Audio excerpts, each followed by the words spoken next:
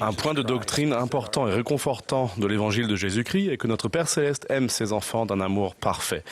Du fait de cet amour parfait, il nous bénit non seulement selon nos désirs et nos besoins, mais également selon sa sagesse infinie. Comme le prophète Néphi l'a déclaré simplement, « Je sais que Dieu aime ses enfants ».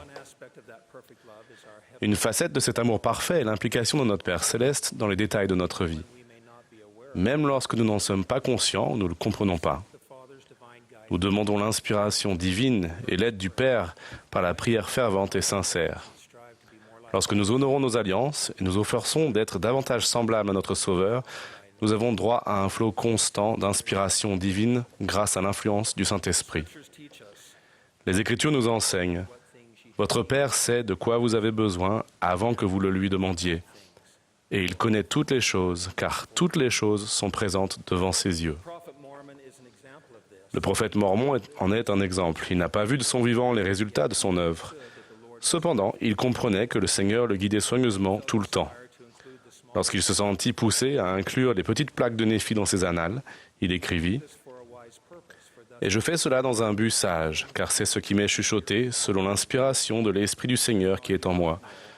Et maintenant, je ne sais pas tout, mais le Seigneur sait tout ce qui est à venir. C'est pourquoi il agit en moi pour que je fasse selon sa volonté. » Mormon n'était pas au courant de la perte future des 116 pages manuscrites. Mais le Seigneur, lui, l'était. Et il avait préparé la voie pour surmonter cet obstacle longtemps avant qu'il ne se présente. Le Père est conscient de notre existence, connaît nos besoins et il nous aidera parfaitement. Parfois, cette aide est accordée à l'instant même où nous la demandons, ou au moins rapidement après que nous la demandons.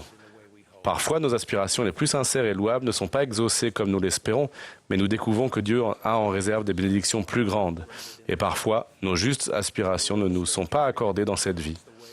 Je vais illustrer par 3 récits les manières dont notre Père Céleste répond aux prières sincères que nous lui adressons. Le plus jeune de nos fils a été appelé à servir dans la mission de Paris, en France. En préparation, nous sommes allés avec lui acheter les habituelles chemises, costumes, cravates, chaussettes, ainsi qu'un manteau. Malheureusement, le manteau qu'il voulait n'était pas actuellement en stock dans sa taille. Cependant, l'employé du magasin a indiqué qu'il serait de nouveau disponible dans quelques semaines et qu'il serait livré au centre de formation des missionnaires de Provo avant le départ de notre fils pour la France. Nous l'avons payé et nous n'y avons plus pensé. Notre fils est entré au centre de formation des missionnaires en juin et le manteau a été livré en août, quelques jours avant son départ. Il ne l'a pas essayé, mais il l'a rapidement rangé dans ses bagages avec ses vêtements et d'autres affaires. À l'approche de l'hiver à Paris où notre fils servait, il nous a écrit qu'il avait sorti le manteau, l'avait essayé et qu'il avait découvert qu'il était beaucoup trop petit. Nous avons donc déposé des fonds supplémentaires sur son compte bancaire afin qu'il s'en achète un autre à Paris, ce qu'il a fait. Avec un peu d'irritation, je lui ai écrit et lui ai dit de donner l'autre à quelqu'un puisqu'il ne pouvait pas l'utiliser. Plus tard, nous avons reçu ce courriel de lui.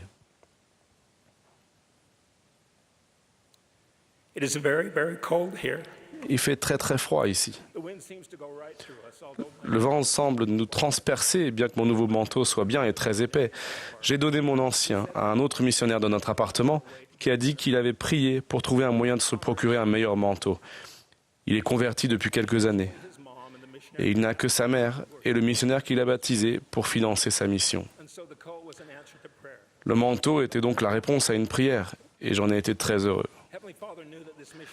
Notre Père Céleste savait que ce missionnaire qui servait en France, à quelques 10 000 kilomètres de chez lui, aurait besoin d'urgence d'un nouveau manteau pour un hiver froid à Paris, mais qu'il n'aurait pas les moyens de s'en acheter un. Notre Père Céleste savait aussi que le magasin de vêtements de Provo, en Utah, enverrait à notre fils un manteau bien trop petit. Il savait que ces 2 jeunes seraient ensemble à Paris et que le manteau serait la réponse à la prière humble et sincère d'un missionnaire ayant un besoin immédiat. Le Sauveur a enseigné « Ne vantons pas 2 passereaux pour un sou, cependant il n'en tombe pas un à terre sans la volonté de votre Père, et même les cheveux de votre tête sont tous comptés. Ne craignez donc point, vous valez plus que beaucoup de passereaux. » Dans d'autres situations, lorsque nos aspirations louables ne nous sont pas accordées comme nous l'avions espéré, cela peut être en fin de compte pour notre profit. Par exemple, Joseph, le fils de Jacob, était envié et haï par ses frères au point qu'ils complotaient son assassinat. Au lieu de cela, ils le vendirent comme esclave en Égypte. Si quelqu'un a pu avoir l'impression que ses prières n'étaient pas exaucées comme il l'espérait, c'était bien Joseph. En réalité, son malheur apparent lui a valu de grandes bénédictions et a sauvé sa famille de la famine. Plus tard, après être devenu un dirigeant de confiance en Égypte, avec une grande foi et une grande sagesse, il a dit à ses frères, « Maintenant, ne vous affligez pas, ne soyez pas fâchés de m'avoir vendu pour être conduit ici, car c'est pour vous sauver la vie que Dieu m'a envoyé devant vous. Voilà 2 ans que la famine est dans le pays, et pendant 5 années encore, il n'y aura ni labour, ni moisson. Dieu m'a envoyé devant vous pour vous faire subsister dans le pays et pour vous faire vivre par une grande délivrance. Ce n'est donc pas vous qui m'avez envoyé ici, mais c'est Dieu. » Pendant qu'il était à l'université, notre fils aîné a obtenu un emploi à mi-temps très enviable qui avait de bonnes chances de déboucher sur un excellent emploi permanent après ses études. Il y a travaillé dur pendant 4 ans, est devenu hautement qualifié et il est aussi très respecté de ses collègues et de ses supérieurs. À la fin de sa dernière année d'études, presque comme si cela avait été orchestré par les cieux, au moins de la vie de notre fils, le poste permanent s'est effectivement ouvert et il était le candidat favori. Tout indiquait qu'il aurait le poste et tout le monde s'y attendait. Eh bien, il n'a pas été embauché. Personne n'a compris pourquoi. Il s'était bien préparé, son entretien s'était bien passé, il était le candidat le plus qualifié et il avait prié avec beaucoup d'espoir. Il était effondré et accablé. Et l'ensemble de l'incident nous a tous laissés perplexes. Pourquoi Dieu l'avait-il abandonné dans ses justes aspirations? Ce n'est que plusieurs années plus tard que la réponse est devenue évidente. S'il avait décroché l'emploi de ses rêves après son diplôme, il aurait manqué une occasion transformatrice indispensable qui s'est maintenant révélée être pour son bienfait éternel. Dieu connaissait la fin depuis le commencement, comme toujours, et dans ce cas, la réponse à tant de prières justes était non, au profit d'une issue nettement supérieure. Et d'autres fois, la réponse à une prière que nous désirons si intensément et sincèrement n'est pas donnée dans cette vie. À sa naissance, Patricia Parkinson avait une vue normale, mais à l'âge de 7 ans, elle a commencé à devenir aveugle. À 9 ans, elle a commencé à aller à l'école pour les sourds et les aveugles d'Ogden, en Utah, à quelques 150 km de chez elle, ce qui l'obligeait à être interne et à connaître entre autres tout le mal du pays qu'un enfant de 9 ans peut éprouver. À 11 ans, elle avait entièrement perdu la vue. Pat est rentrée chez elle de façon permanente à 15 ans pour y faire ses études secondaires. Elle est ensuite allée à l'université et elle a obtenu une licence en troubles de la communication et psychologie.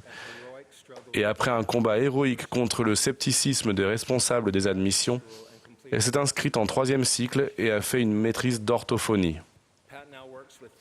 Pat travaille maintenant avec 53 élèves d'école primaire et supervise 4 orthophonistes dans son district scolaire. Elle est propriétaire de sa maison et de sa voiture, que ses amis ou les membres de sa famille conduisent quand elle a besoin d'être véhiculée. À 10 ans, Pat avait rendez-vous pour un protocole médical de plus pour traiter sa vue faiblissante. Ses parents lui avaient toujours dit ce qui allait se passer au niveau de ses soins médicaux, mais ils ne lui avaient pas parlé de ce protocole. Quand ils lui ont dit qu'elle avait ce rendez-vous, Pat, pour employer les termes de sa mère, était dans tous ses états. Elle a couru dans une autre pièce, puis elle est revenue plus tard et elle a dit à ses parents avec indignation, « Je vais vous dire quelque chose. Je le sais, Dieu le sait, et c'est aussi bien que vous le sachiez aussi.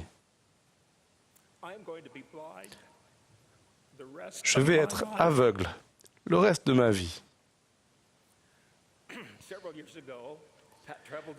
Il y a plusieurs années, Pat a rendu visite à des membres de sa famille qui habitent en Californie. Pendant qu'elle était dehors avec son neveu de 3 ans, le fils de son frère, il lui a dit « Tante Pat, pourquoi tu ne demandes pas à notre Père Céleste de te donner de nouveaux yeux? Parce que si tu demandes à notre Père Céleste, il te donnera tout ce que tu voudras. Il suffit de lui demander. » Pat a dit qu'elle a été prise de court par la question, mais elle a répondu « Eh bien, parfois, notre Père Céleste n'agit pas comme cela. Parfois, il a besoin que tu apprennes quelque chose, alors il ne te donne pas tout ce que tu veux. Parfois, il faut attendre. Notre Père Céleste et le Sauveur savent mieux que tout le monde ce qui est bon pour nous et ce dont nous avons besoin. Ils ne vont donc pas t'accorder tout ce que tu veux au moment où tu le veux. » Je connais Pat depuis de nombreuses années et je lui ai récemment dit que j'admirais le fait qu'elle est toujours positive et heureuse.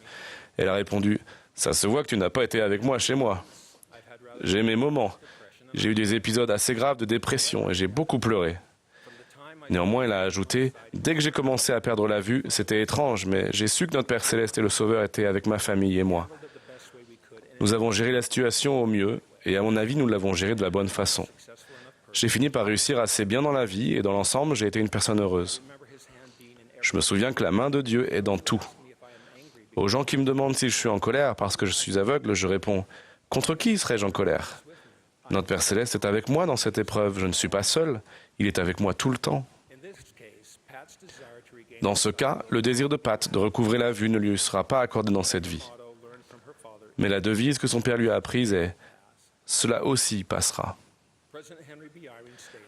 Henry B. Eyring a dit « Le Père vous connaît, il connaît vos sentiments ainsi que les besoins spirituels et temporels de toutes les personnes qui vous entourent. » Cette grande vérité réconfortante sous-tend les 3 expériences que j'ai relatées. Frères et sœurs, parfois, nos prières sont exaucées rapidement et comme nous l'espérions. Parfois, nos prières ne sont pas exaucées comme nous l'espérions. Cependant, avec le temps, nous découvrons que Dieu nous réservait des bénédictions supérieures à celles que nous attendions. Et parfois, les prières justes que nous adressons à Dieu ne seront pas exaucées dans cette vie. Comme Neil et Maxwell l'a dit, la foi comprend aussi la confiance dans le calendrier de Dieu. Nous avons l'assurance qu'à sa manière et en son temps, notre Père Céleste nous bénira et résoudra tous nos soucis, les injustices et les déceptions que nous connaissons. Je cite le roi Benjamin, « Et de plus, je désirerais que vous méditiez sur l'état béni et bienheureux de ceux qui gardent les commandements de Dieu. Car voici, ils sont bénis en tout, tant dans le temporel que dans le spirituel. Et s'ils tiennent bon avec fidélité jusqu'à la fin, ils sont reçus dans le ciel, afin de pouvoir ainsi demeurer avec Dieu dans un état de bonheur sans fin. Oh, souvenez-vous, souvenez-vous que ces choses sont vraies, car le Seigneur Dieu l'a dit. Je sais que Dieu entend nos prières. Je sais qu'en Père omniscient et aimant, il y répond parfaitement, selon sa sagesse infinie, et pour notre plus grand bien. J'en témoigne au nom de Jésus-Christ. Amen.